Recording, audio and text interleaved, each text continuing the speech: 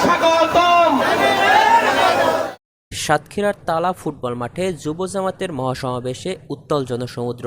মঞ্চে ওঠে জামাত ইসলামীর সেক্রেটারি জেনারেল অধ্যাপক মিয়া গোলাম পরোয়ার সরাসরি বার্তা দিলেন নতুন দলগুলোকে, জামাতের সঙ্গে পাল্লা দিতে গেলে অনেক দূর যেতে হবে, জন্ম নিয়েই বাপের সঙ্গে পাল্লা দিও না। তিনি বলেন, ঐক্যমত কমিশনে জামাতি পূর্ণাঙ্গ রিপোর্ট দিয়েছে, অথচ নতুন দলগুলো স্ট্যাটাস দিয়ে আলোচনায় আসতে চায়। ২৪-এর আন্দোলনে তাদের অবদান ছিল, আমরা শ্রদ্ধা জানাই, কিন্তু অশ্লীল ভাষা রাজনীতির শোভা পায় না।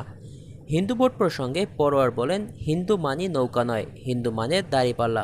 জামাতের শাসনই তারা ছিল সবচেয়ে নিরাপদে। বিএনপির এক নেতার মন্তব্যে প্রতিক্রিয়া জানিয়ে বলেন, জামাত নিষিদ্ধের কথা বলে বিএনপি এখন আওয়ামী লীগের ভাষায় কথা বলছে।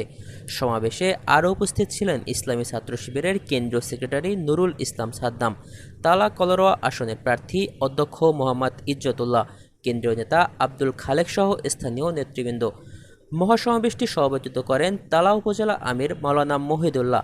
সাতক্ষীরার তালা বলফিল্ডে হাজারো জনতার ঢল পরিণত হয় এক ঐতিহাসিক মহাসমাবেশে।